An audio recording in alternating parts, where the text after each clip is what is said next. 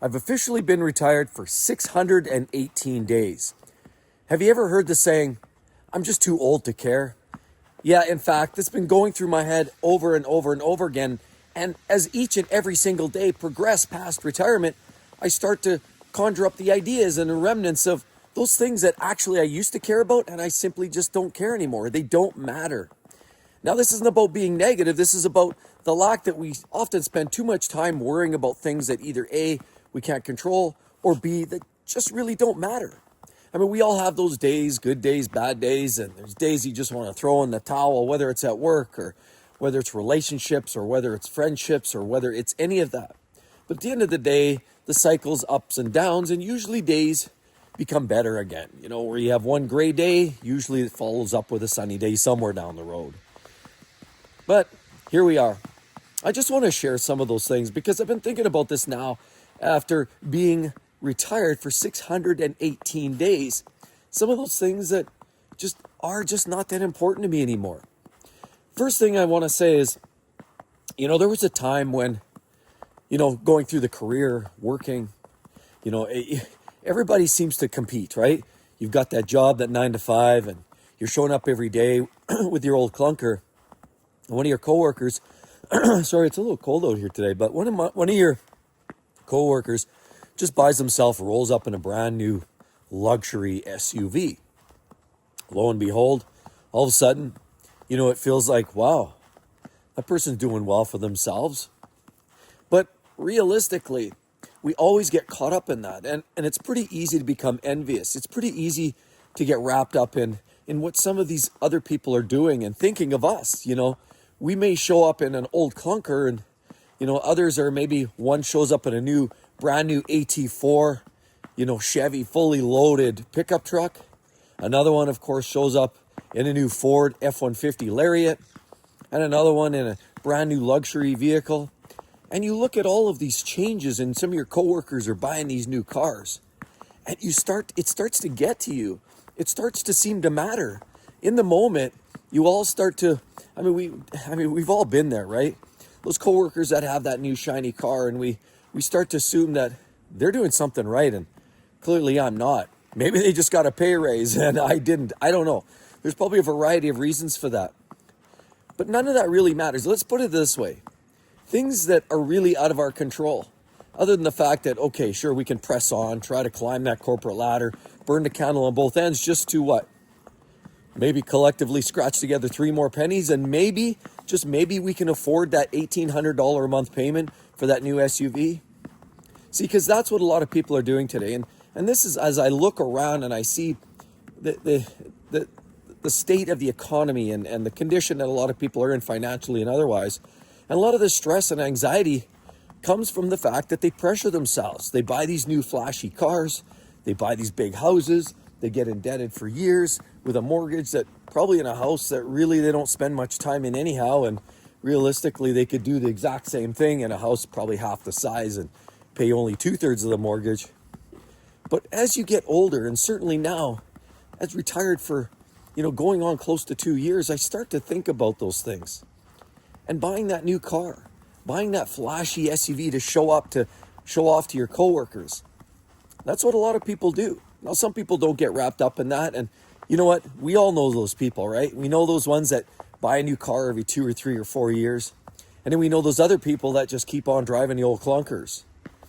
And there's a couple of things going on there in our minds. See, we always start to profile and make judgments. But see, that's where I stop. I don't judge anymore. See, even way back then, we all start to assume that people show up in the old clunkers that they're broke and they ain't got no money. But now as I get older and a little wiser and a little bit of time under the belt, I start to realize that, well, wait a minute. Maybe they're the smart ones. Maybe they're the ones that realizing I'm putting my money, investing it somewhere else. Maybe I'm loading my money up for retirement or some other means. See, a lot of us don't know. Nobody knows what your personal financial state is, and that's a good thing. See, because you can do whatever you want. And in this last 600 and some odd days of my retirement, this becomes more and more clear to me that you do what you've got to do for your best interests, for your best health, for your best well-being. And this is more and more becoming prevalent and obvious to me. that more of these people, you look, a lot of the car lots, there are lots of inventory. I mean, people are buying cars every day, and even though the market it seems to be a little bit slumped right now, some of that has to do with the high cost of vehicles, high interest rates, unemployment rates that seem to be sort of up and down and all around. The fact remains is more and more people continually buy these expensive cars that it just doesn't even make sense. I love cars myself, but people that make this habit, it becomes a habitual purchasing experience where 2 to 3, 4 years every time they're rotating through a new vehicle, or even buying a new house every 5 years because they don't want to clean it or they don't want to put a new set of a roof or shingles on it, so they just buy new. I had a coworker once who kind of made a comment once, and he laughed because for a while I had a few beaters that I drive for a while. They were cheap. I drive them for a couple years, and then I tossed them to the curb because they were just worn out. But they drove them. They were virtually worthless, but I got every last mile I could out of these cars. And for a while there, I remember there's this one car I had, and it had a burnt out taillight, and I kept trying to replace the taillight, and it would burn out. Put another taillight, it would burn out. Then I realized there was water in the taillight. But then there was other things. There was a whole plethora of, it started developing transmission issues, then the engine, then it started to rust, and it was just becoming cost prohibitive to fix. It was an import vehicle, and I just didn't want it anymore. It was funny because I had this coworker that made a comment, well, you just got a burnt out taillight, so you're going to throw out the whole vehicle? And we kind of had an ongoing joke for a while about that. But no, that's really not the way it works. And, a lot of people that just understand the value of money realize that pouring money in a brand new vehicle every 3 years when the warranty runs out is one of those things just to impress the boss, just to impress one of your coworkers. Nobody cares. They actually don't care that much. And in some cases, some people look at that and it's like, wow, he blew a lot of money for that. And they may not say it to their face, but they're sure thinking it. Another thing that I realized, in this last 618 days is, I just stopped caring a lot more about what other people think. Now, it doesn't mean you let yourself go no, on the contrary, you live your best life and do it under your own terms. See, because a lot of times we sail through our life worrying and people are influencing us and leaning on us and guilt tripping us. See, guilt trips are one of the worst, most toxic traits. And it doesn't matter if it's at work, if it's at home, if it's at, friends or relatives or what have you. People that habitually guilt trip you are doing that they're trying to control the conversation. They're trying to control the relationship. They're trying to control you.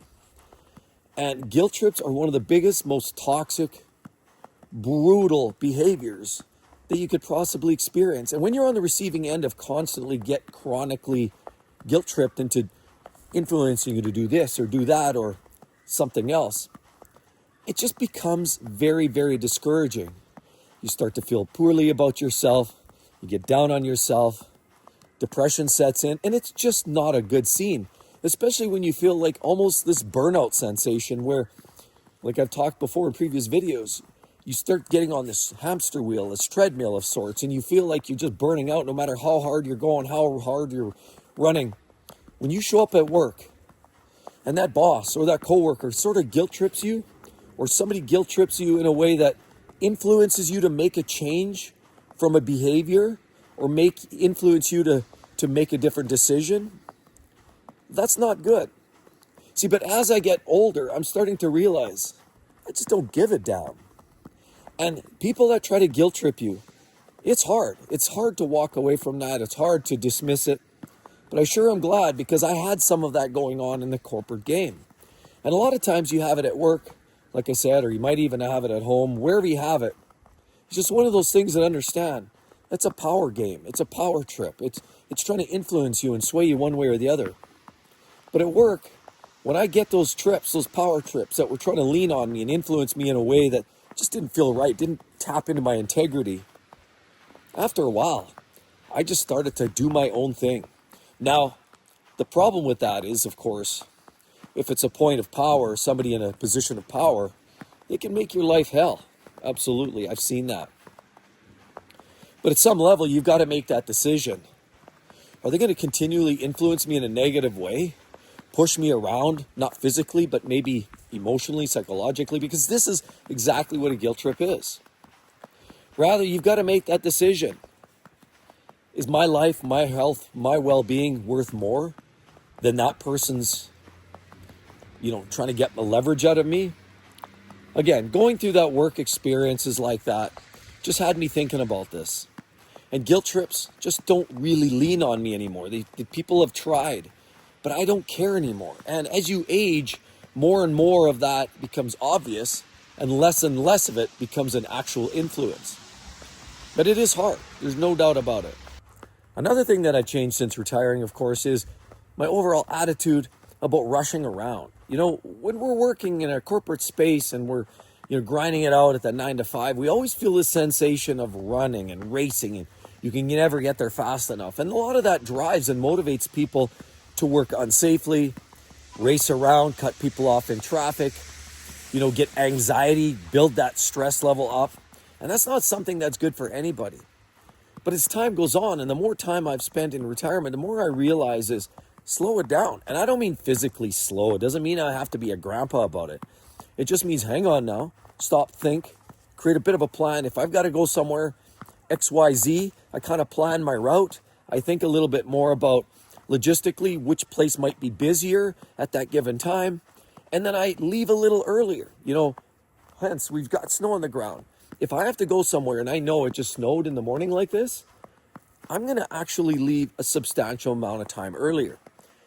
Because all of that stress and running around is something that seems to be tied in very tightly with the corporate world. And as you race around, all it does is create stress and anxiety and gets people worked up, and it makes people otherwise, happy, friendly people into sometimes grumpy little demons, for lack of a better word. It happens. So as a result, I like to try to dial back the stress levels a little bit. I try to tone it down wherever I can. Now, it doesn't always work that way, and sometimes all of a sudden you get caught up, and you did leave a little early, and all of a sudden there's a big lineup, a construction lineup, or a big traffic jam, and now that even puts you back even further. See, these are things that we can't always control, but generally speaking, what I've realized is with this time that's gone on and this last, almost 2 years that have gone by, I've realized that rushing around, racing around isn't doing anybody any good. And that's why one of the great parts of retirement is the fact that you can live it in your pace. You can go mad pace if you want. You can go mad pace in sports. Maybe, for example, you want to get into some kind of hobby or a sport. Maybe get into a men's league hockey. Sure, when you're there, you go hard. You show up, you play the game, you go hard, give it everything you've got. Just work, get yourself into a good lather. Or even like I used to play racquetball. It's a great sport just to race around, jump and leap and run and race. And yes, motivation, having that feeling like a fire under your rump. Yeah, that feels good when you're in a competitive environment. But then you've got to let that down. See, because after that game, if you are able to actually shut that off, like at the end of a hockey game, for example, you sit in there, a men's league game, everybody's getting changed, you're shooting the poop, you're having a good chat, and everybody's talking about the weather and social events, and that's good because now everybody's winding down. See, that's where that term winding down comes from. But see, what I found is living the corporate world, living the 9 to 5, the hustle, the grind, quite often leads you down a path where you're never really winding down. You're always on high idle, or you're always racing around. See, because you get up in the morning, you're already agitated, the heart's already racing. You're thinking about things, 25, 30 things you've got to do. As soon as you get into the shop, then of course you race in there, you fight all the traffic, anxiety just keeps building, and of course then you're there. All day you have bosses that are looking over your shoulders, you're having coworkers that are trying to undermine you, or you're always just trying, in some even subtle way, trying to compete with your peers, just for that next promotion or that next job role. There's always this sensation of agitation and push and urgency, and all of that urgency. And then on your way home, you finish the day job, you head on the way home, and that sense of urgency, anxiety, and stress kicks in all again.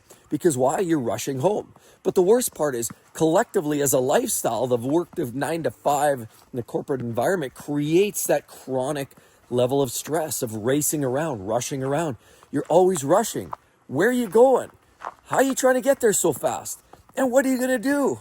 See, at the end of the day, we always have to ask ourselves, why are we racing just to get here to there? You know, when I went to Italy a few years ago, I think about how the Italians, I was down in Rome and I went to Venice and I went to all the usual spots, and even more pronounced when I went down to the Amalfi Coast, where everybody's just chill. The villages are calm. People are just out for leisurely strolls. You stop in, have a little margarita pizza, maybe a glass of wine or a cup of beer, and you enjoy your day and you take your time and you have those chats.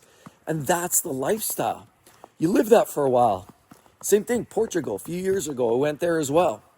And as well, same thing there. It's the island, but not so much the mainland. I heard that's pretty intense there, but more so even on the Azores, the islands. Things are chill, they're calm. Nobody's in a rush. They start work at 9 or 10. They work till 12. They take an hour or two off for lunch. Then they're done by 2:30. And then they go hang out with their buddies, play some cards, have a glass of wine, shoot the poop. That's the lifestyle. But here in the corporate experiences, we find ourselves just racing, rushing, hustling, racing to work, racing from work, racing at work. Everything is in such a rush. And if there's one thing that I've realized, it's not about not moving quickly. It's not about even thinking quickly. It's just the fact that this urgency of racing around and fighting the necessity or fighting that urge to rush to the next task, that your supervisor tasks you and teed you up with about 10 simultaneous projects, and now you feel overloaded. That's by design. They want to crush you. They want to crush you physically, emotionally. They want to see how far they can push you until they can't push you no more. And trust me, it happens. So why do you think, I've seen people in my workspace that have gone through situations of they've had to take long-term medical leaves for stress and anxiety and depression. I've seen it. A lot of it comes from places like that. It's the push, the push, the push. Who needs that? The human body was not meant for that. So now, as spending all of this time outside in retirement, those are some key things that I truly do believe that I just don't care about anymore. I cool it, I calm it, I don't let people guilt me, and on top of it, most importantly, I just live my best life. Again, I hope to see each and every one of you. Have a wonderful weekend, everyone. Stay safe, play safe, and watch the snowy roads. If you've got snow on the ground, take it easy, take your time. Hope to see you all real soon. Bye-bye.